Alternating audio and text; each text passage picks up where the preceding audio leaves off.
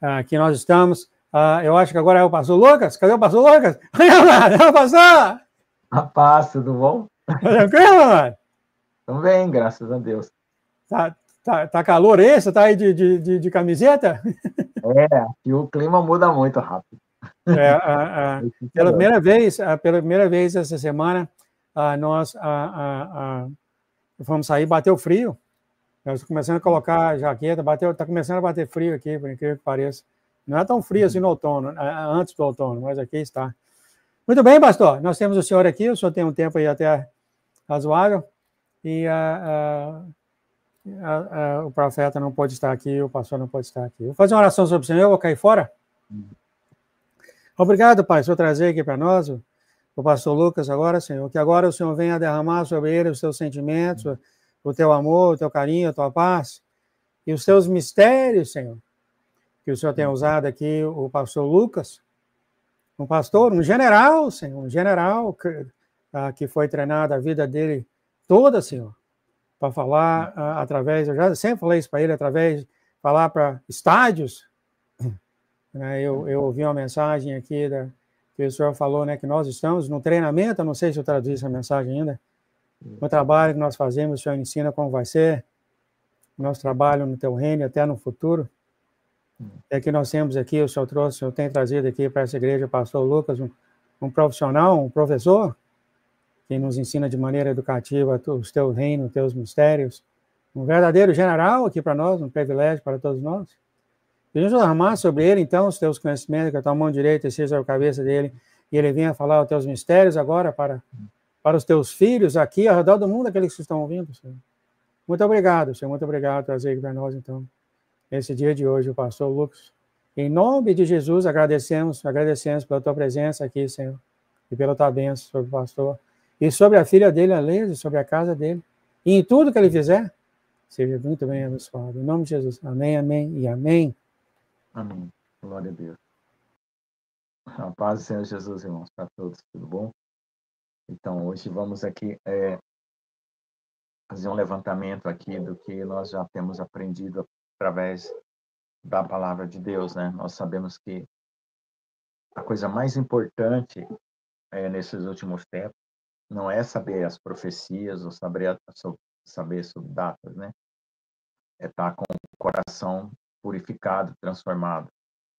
E nós tratamos muito sobre a questão do coração aqui, porque o nosso coração tem que estar na presença de Deus dia e noite, porque o processo de Deus, ele não para, né? E é algo que precisa chegar ao seu ponto completo, né? Que Paulo fala, chama a estatura do varão perfeito, a unidade da fé. A nossa capacidade de amar a Deus tem que crescer e amar ao próximo, né? E adquirir essa força, esse poder espiritual não é fácil. Não é uma obra que nós conseguimos com o nosso esforço, mas sim com a nossa rendição. E significa que cada momento da sua vida você apresenta para Deus o seu coração, por mais estranho que ele esteja, confuso, né, ou cheio de inquietação, ou mesmo de desejos carnais, você precisa trazer tudo na presença de Deus, porque Deus equilibra tudo, remove a sujeira, remove todo o pecado, remove toda a iniquidade, porque é pelo amor que você dedica ao Senhor que Ele faz essa obra. Então, que nós possamos crescer na graça e no conhecimento e no amor de Deus, para com o próprio Deus, né, e para com os outros. É isso que nós precisamos, fundamentalmente. Então, eu gosto de pensar primeiro no fundamento, né? Ou seja, o que é mais importante. Por exemplo, conhecimento de coisas celestiais ou visão, arrebatamentos, né? Eles ajudam você a ter uma contemplação da realidade espiritual. Mas até chegar a esse ponto de você ter essa comunhão mais intensa com Deus, você vai preparando o seu coração para que Deus possa preencher, né? Basicamente é isso, preencher o seu coração para você alcançar coisas maiores, mais puras, mais elevadas, né? E nós precisamos clamar dia e noite não desanimar. Tem hora que o nosso coração parece que ele não reage positivamente, né? Parece que a carne fica mais forte e você gostaria de ter uma outra atitude, gostaria de ter um outro pensamento, gostaria de se desembaraçar de tantas emoções negativas, de tantos sentimentos ruins, pensamentos, iras, né? E você às vezes não consegue. Então, como já foi ensinado aqui, quando você não consegue dizer nada para Deus, você simplesmente se ajoelha, fica em silêncio, e Deus conhece o silêncio do seu coração para mudar aquilo que precisa ser mudado.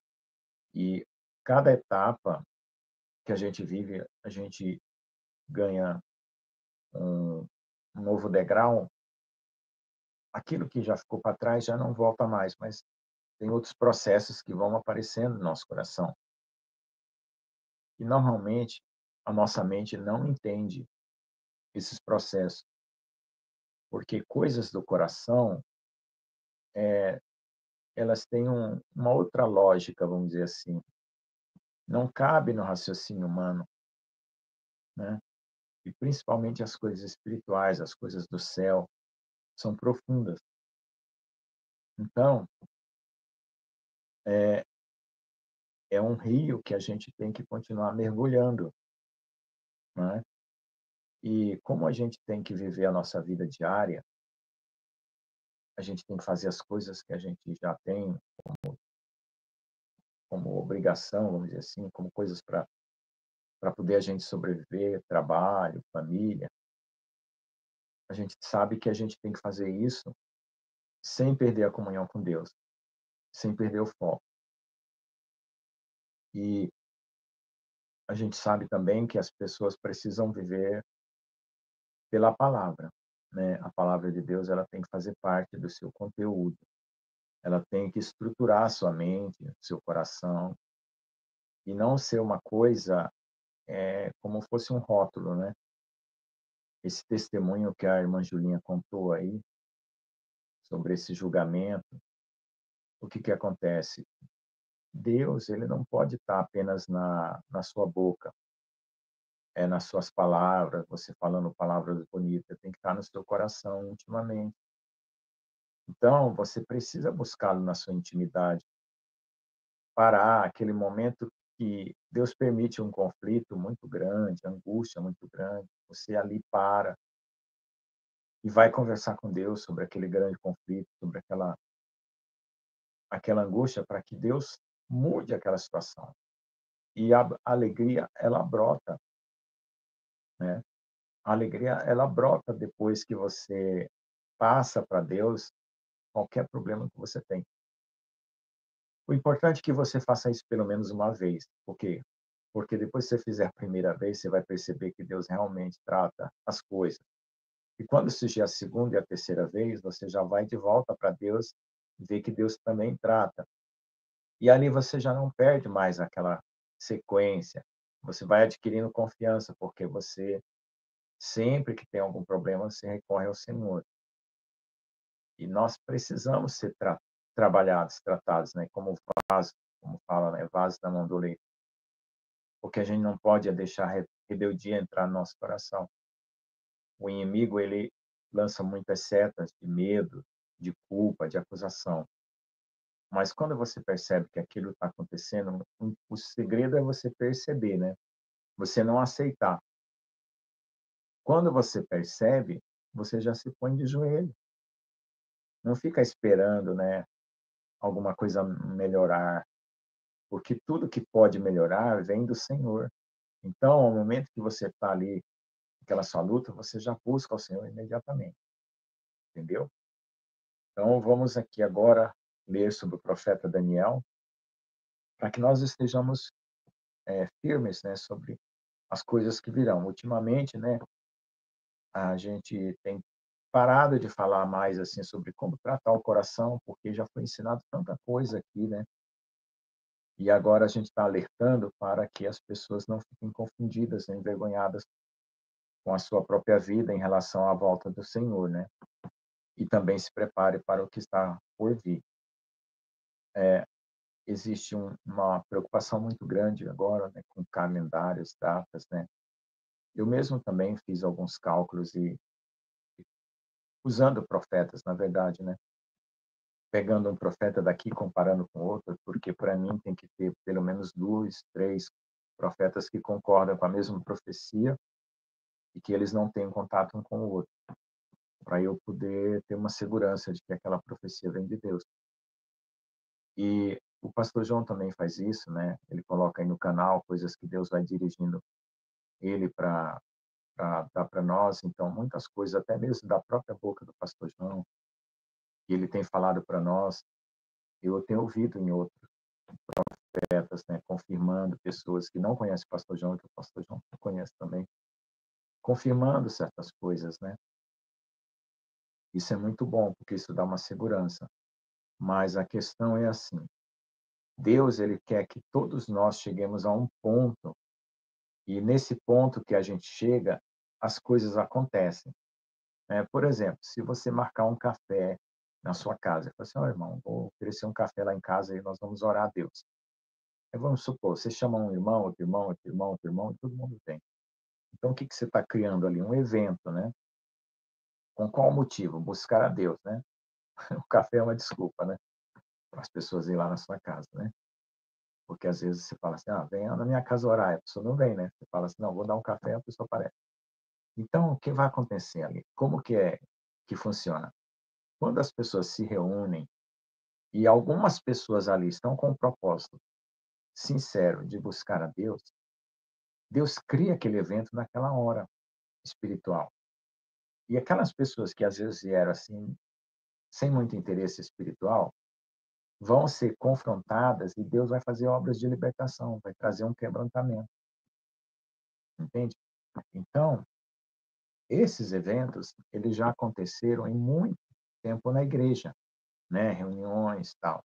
O que não pode é o foco do evento ser coisas humanas, né, porque aí o foco da igreja sempre tem que ser o Senhor, né, sempre tem que ser a comunhão dos santos, sempre tem que ser a palavra de Deus. O problema da igreja é que ela começou a fazer coisas e mudou o sentido, né, o inimigo distorceu o sentido e Jesus não era mais o centro daquele evento. Então veja só, agora no final dos tempos, nós vamos voltar a ter situações de muita intensidade e não tem como você pensar em outra coisa. Ou você vai buscar o Senhor, porque a perseguição vai ser forte, né, ou você vai se desesperar. Então, eh, nós vamos nos organizar, né, conforme forem acontecendo coisas, para que nós possamos subsistir nesses dias difíceis.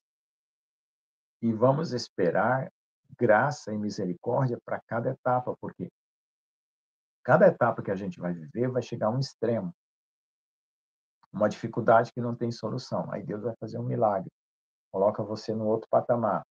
Aí dali vai chegar um outro extremo. Aí você vai clamar, Deus vai colocar você no outro patamar. E assim vai. Só que a gente tem que ter a resiliência, a força de chegar naquele ponto para poder ocorrer aquela mudança. Então você não pode desesperar, você não pode desanimar. Veja só, vamos pegar o exemplo da Eren, né? A Eren perdeu o esposo, ela está numa situação extrema, mas a gente está tão perto das coisas mudar, né? Então, o que que eu tenho feito? Orado por ela e orado por todos que estão no limite, para que essas pessoas alcancem o que vai acontecer agora, que é uma, uma nova etapa, uma nova mudança. Amém? Então vamos ler aqui o livro de Daniel, capítulo 7, do 24 ao 27. E quanto aos 10 chifres, daquele mesmo reino se levantarão 10 reis, e depois deles se levantará outro, o qual será diferente dos primeiros, e abaterá a 3. E proferirá palavras contra o Altíssimo, e destruirá os santos do Altíssimo, e cuidará em mudar os tempos e a lei, e eles serão entregues na sua mão, por um tempo e tempos e metade de um tempo. Mas o juízo será estabelecido, e eles, né, os santos, tirarão o seu domínio, né, para o destruir e para desfazer até o fim. E o reino e o domínio e a majestade dos reinos debaixo de todo o céu serão dados aos povos do santo do Altíssimo, e o seu reino será um reino eterno, e todos os domínios servirão e lhe obedecerão. Então, o que é que está acontecendo aqui? Nós estamos aqui relatando uma parte que é da tribulação, né? Ou talvez até da grande tribulação. A nossa vida, ela precisa estar entregue na mão do Senhor todos os dias, como se todos os dias fosse o dia da nossa partida. Quando a gente considera assim, a gente não se apega a nada nesse mundo. Então, a gente faz as coisas naturalmente, serve o irmão, trabalha, cuida da casa, mas é como se você dissesse assim: hoje eu vou me encontrar com Jesus. Hoje é o dia de eu me encontrar com Jesus. Ou você pode dizer assim: hoje é o dia da minha morte. Porque a morte para nós não tem mais sentido. Na hora que você partir, você está com o Senhor. Então, se você todo dia disser assim, levantar de manhã e disser assim: hoje eu vou me encontrar com Jesus, e viver aquele dia como se fosse encontrar com Ele, seja 1 hora da tarde, 2 horas, 3 horas, 6 horas, você vai ser um vencedor todos os dias. Você vai viver cada dia o seu mal. Aí você, no final do dia, você agradece ao Senhor. Senhor, obrigado por esse dia, pela vitória. Eu pensei que eu ia te encontrar hoje, mas o dia terminou. Amanhã eu espero te encontrar. E vai deitar e dormir, descansa, né? Entrega o seu dia nas 6 da tarde, né? Que é o dia da viração, a hora da viração do dia. Aí você vai procurar se recolher, né? Até a hora de você deitar e dormir, né? Porque na antiguidade as pessoas dormiam cedo, porque não tinha luz elétrica, né? Então 6 horas já era a viração do dia, eles faziam o que precisavam fazer, 7, 8 horas já estavam dormindo, né? Estava tudo escuro. Por isso que tinha vigília da madrugada, vigília da meia-noite, porque já acordavam para fazer vigília. Então hoje, até antigamente, lá no interior do Piauí, onde eu nasci, quando não tinha luz elétrica, sim, 7, 8 horas todo mundo estava já dormindo, né? Por causa da escuridão. Então, veja só, quando é de manhã, você levanta, já às 6 horas da manhã, que é outra viração do dia, você entrega aquele dia para o Senhor. Senhor, obrigado por essa manhã, obrigado porque eu estou aqui, né, com o meio da minha família, não fui tirado daqui, ainda não chegou a minha hora, eu vou viver mais esse dia. E aí você vai fazer tudo que você precisa, alegrando, se alegrando, cantando, dando graça, né? Eu saio lá fora de manhã, eu tomo sol, né, para a pele não ficar, para ter vitamina D, né, ter força, né? E aí eu vejo os passarinhos, eu vejo os cachorrinhos do vizinho, né? Eu vejo quero-quero, eu vejo vários pássaros, né? Tem a um outro pássaro que canta, que eu eu não sei nem direito falar o nome dele, é suricata, acho que é. E tem um outro pássaro também que vem cantar aqui.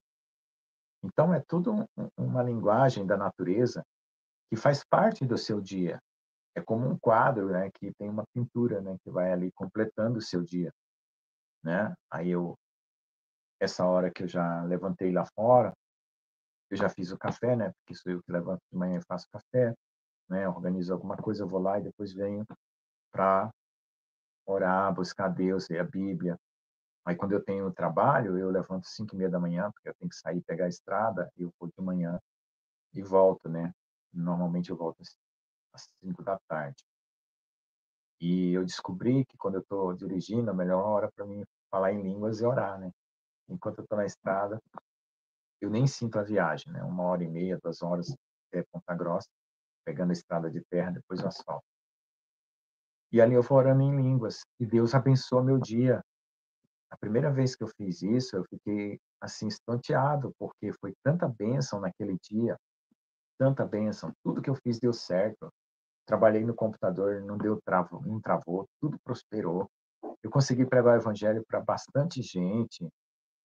Aí eu voltei feliz, aí eu falei assim: "Ah, descobri um segredo, né, vou viajar falando em línguas, vou sair de manhã falando em línguas". Então, como o horário de 6 horas é o horário do meu devocional, e eu estou dentro do carro, então eu faço dentro do carro para ir para a universidade trabalhar. Quando eu chego lá, pronto, porque eu não sei o que eu vou encontrar lá, né? Na universidade, o que eu vou encontrar? Alguém com raiva de mim porque eu prego o evangelho lá, né? Algum perseguidor, porque lá tem partido político, né? Direita, esquerda, aquele negócio todo, né? Você já sabe, não precisa nem falar aqui. Aquelas brigas de universidade. Então, o que que acontece? Então, eu tenho que estar preparado. Aí, outro dia, né? A última vez que eu estava vindo de lá para cá, foi na quinta-feira, eu entrei no carro, senti de orar, mas uma vontade de orar, assim, eu falei, meu Deus, eu sempre agradeço a Deus quando eu entro no carro, ou quando eu vou sair, quando eu chego, né? Peço a Deus para me guardar na viagem, na ida e na volta, eu agradeço a Deus, mas aquela vontade estranha de orar, eu falei, tá bom, eu vou orar, né? Que eu gosto de obedecer, porque obediência é melhor que sacrifício. Se você obedece, é melhor do que 40 dias de jejum, entendeu? Então, é bom obedecer. Aí eu peguei, né, comecei a orar, assim, quando eu olho para o lado, assim, tinha uma menina estendida no asfalto. Aí eu falei: "Meu Deus, alguém atropelou uma pessoa aqui dentro da universidade", né, porque lá tem ruas, né, tem pista. E a menina estendida lá, mas um monte de gente ao redor. "Ó, vou lá orar, né, o que eu posso fazer? A pessoa está precisando, foi atropelada, vou lá". Cheguei lá, estendi a mão, olhei assim, vi que tinha bastante gente, nem olhei direitinho quem é que tinha, levantei a mão para o céu, botei uma mão em cima dela e comecei a orar em línguas. O que que Deus vai fazer? Não sei, mas eu fiz minha parte. Orei em línguas na ajoelhado no asfalto na frente de todo mundo. Não quero nem saber, eu quero fazer o que Deus manda, entendeu? Outra vez eu estava na praça e tinha um hindu, um homem da Índia, né? Ele tem a pele bem escura, quase negro, mas tem um cabelo bem liso, né? Os hindus são assim. Ele estava lá cantando um negócio dele lá, falando umas coisas das palavras dele na língua dele. Eu falei: "Ah, vou lá, né?". Cheguei lá perto dele, botei a mão nele: "Ô, tudo bem?". Aí comecei a botar a mão nele, assim, perto, e comecei a falar em língua para ele. Deus falou na língua dele? Não sei. Pode ter falado. Eu orei por ele. Não sei. O importante é que Deus faça. Não sou eu que é o importante. O importante é que eu me ponha e Deus faça. Entendeu? Por quê? Porque a obra é de Deus, a glória é para Ele, né? O fruto da alegria, daquilo que Deus vai fazer, é para nós. Lá na frente eu vou saber o que que Deus fez, né? Por qual foi o resultado daquela oração, qual foi o resultado daquela vigília, qual foi o resultado daquela visita. Eu vou saber, é que nem um banco, né?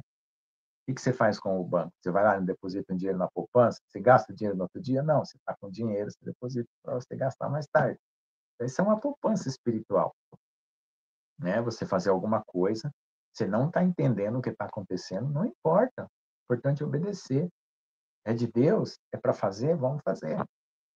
Aí é uma poupança espiritual. Mais para frente eu vou entender por que se aquele homem se salvou, se não salvou, o que que aconteceu, se aquela menina que eu orei em língua se salvou, se não salvou, o que aconteceu. Mas eu fiz a minha parte. Então nós estamos aqui nesse mundo exatamente para isso, para fazer a nossa parte, né?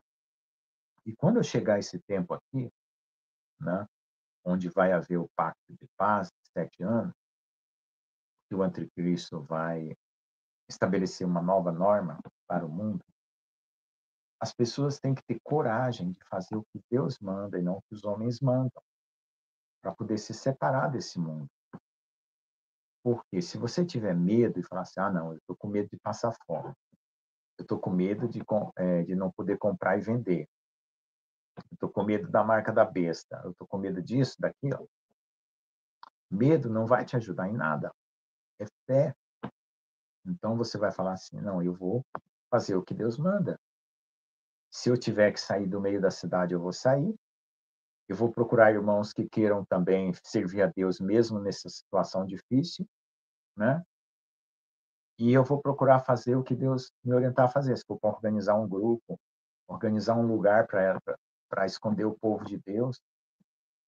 Então, você vai articular a sua mente junto com Deus, a sua capacidade, a sua inteligência, as suas habilidades, para construir algo, fazer para ajudar o povo de Deus nessa dificuldade. Eu já tenho aqui algumas ideias, né? E eu vou pedir para Deus me orientar para que eu saiba o que fazer e como ajudar o povo de Deus. Porque lá na frente, irmãos, lá na frente a vitória é nossa. Nós estamos só aqui, ó, aqui atrás, né? Aí vai ter a tribulação, grande tribulação, mas lá na frente a vitória é nossa. Então, o que nós temos que fazer? Chegar até lá. Vai haver o arrebatamento? Vai. Pronto. Né? Então, a gente não vai poder decidir as circunstâncias. A gente vai poder decidir obedecer a Deus ou não obedecer.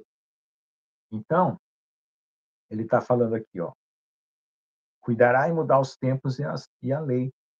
Então, tudo vai mudar.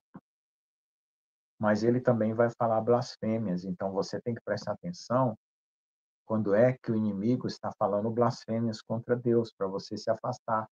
Seja no meio que você está, né, para você não concordar, dar um testemunho, seja no mundo, se afastar dessas coisas. Então, veja só, por que que o inimigo teve esse poder, né, de gerar o tempo da tribulação sobre nós? Que não precisava, por causa dos pecados da igreja, né? Lá no capítulo 8, verso 12, diz assim: e um exército foi dado contra o sacrifício, né? O que é o sacrifício? É as orações que a gente faz de manhã e de tarde, é um sacrifício, né? Mas vai ter o sacrifício do terceiro tempo.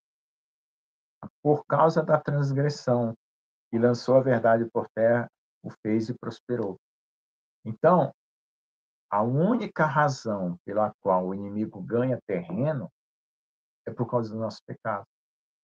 Então, veja só, o que nós temos que fazer? Obedecer a palavra de Deus, buscar a obediência todos os dias, se submeter à vontade de Deus. A nossa vontade, ela é como um, um vício, né? Quem tem vício de fumar, de beber, aparece aquele desejo assim, incontrolável. Aí a pessoa tem que acender um cigarro e fumar, ou então de ir lá beber. Se você resiste a cada vez que uma coisa surge na sua mente, seu coração, ela vai perdendo a força. É que nem um cachorro que vai vir comer na sua casa, você não dá comida. Ele vai emagrecendo, emagrecendo, e ele morre. Entendeu? Então, não estou falando isso para vocês fazerem isso com os cachorros, não, porque os cachorros do vizinho aqui, eu dou comida toda vez que ele vem. Eu estou falando assim, um bicho espiritual que está ali. Então, você tem que deixar ele morrer, não ir lá fazer. Então, sentiu vontade de fazer uma coisa que não é de Deus, se ajoelha. Eu falei para um cara que ele estava bebendo muito. A mulher dele tinha largado dele, ele estava deprimido, os filhos não queriam saber dele, ele andava pela rua bebendo. Eu falei para ele, ó, na hora que você sentir vontade de beber, vai orar. Entra no seu quarto e ora. E clama a Deus. Fala, Deus, estou com vontade de beber. Me ajuda aqui, estou com vontade de beber. Eu estou desesperado, eu estou ansioso, eu estou angustiado, eu estou triste. Então, tudo que você levar para Deus, ele tira de ruim. Tudo, tudo, absolutamente tudo. Basta você procurar Deus. Como diz, por que que as pessoas não se curam? Porque não procuram o médico, né? Que é Jesus. Mas no mundo a gente às vezes não tem dinheiro para pagar um médico, né? Mas Jesus, né, é amor, é de graça, né? Ele dá o amor dele sem cobrar nada. Então basta você procurar ele, ele é o médico dos médicos. Mas eu tenho uma doença que Deus não cura, Deus tem um propósito. Um dia ele vai curar. Você sabe por que que Deus não cura todo mundo? Porque um dia ele vai curar todo mundo. Entendeu? Porque não é o tempo. Quando vem a vida eterna, todos vão ser curados. Então, não precisa curar todo mundo. Deus usa as coisas para trabalhar em você. Entendeu? Um dia, vai acabar todas as doenças. Um dia Jesus vai voltar, vai acabar tudo. Um dia o mal vai acabar. O anticristo vai morrer, vai ser destruído. Entendeu? Então, o que a gente não pode é estar no meio deles para ser destruído. É bem isso. E como é que a gente faz isso? orando, buscando, jejuando, né? Fazendo tudo que Deus pedir. Que Deus pedir para você, você faz. Procura ouvir a voz de Deus no seu coração, ele fala. Eu tive muitas dificuldades para aprender a conhecer a voz de Deus, né? Porque não me ensinaram. Eu sofri muito para aprender a conhecer a voz de Deus dentro de mim.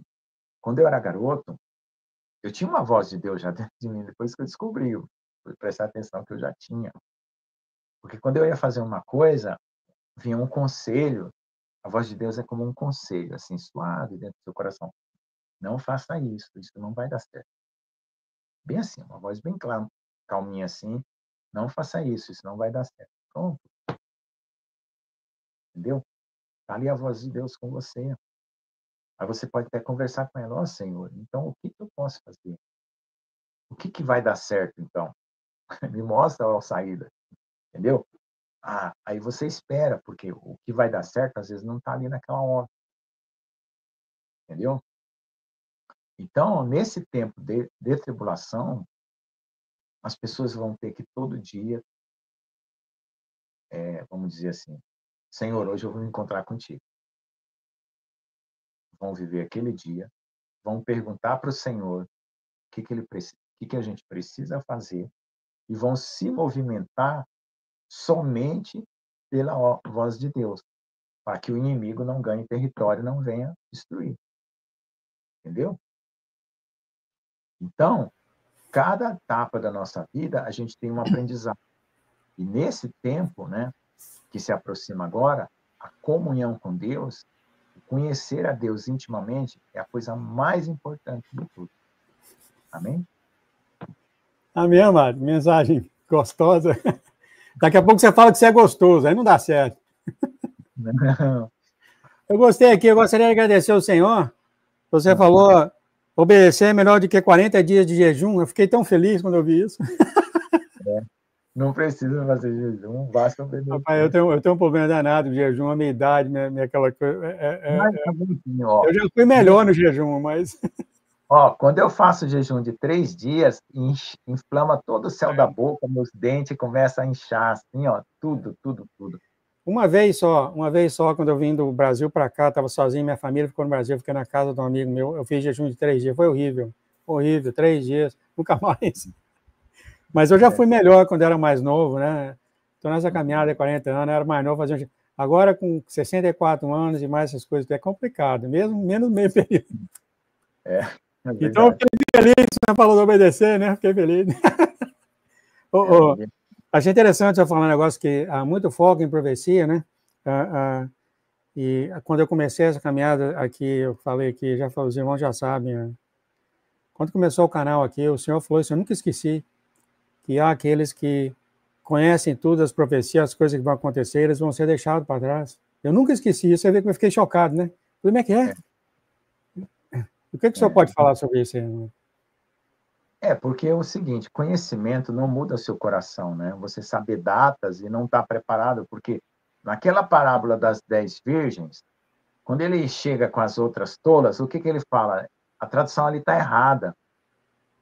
Não é eu não vos conheço, porque senão você vai confundir com aquela outra parábola que ele fala dos homens que fizeram milagres e tal, e não era de Deus. Aqueles lá eram pessoas que viviam de forma porca, espiritualmente, né?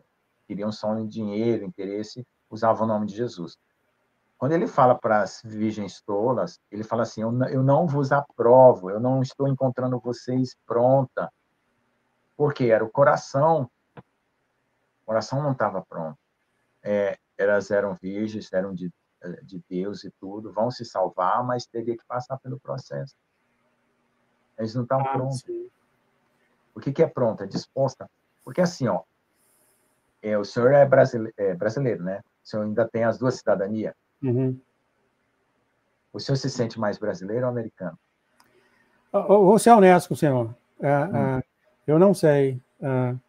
Eu não sei. Eu não sei se já vem com a idade. Às vezes eu estou falando, eu falo uma coisa, eu não sei se eu falei português ou inglês, naquela confusão. Eu durmo, eu não sei o que eu sonhei, só estava falando. Sabe, eu tenho essa confusão na minha cabeça. Eu sei onde meu coração está.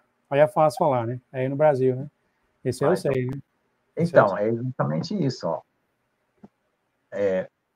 a nacionalidade espiritual é essa, você tem que ter uma nacionalidade espiritual. A hora que Jesus fala assim, ó, chegou a hora de você ir embora daqui, porque você não é dessa terra, vamos embora.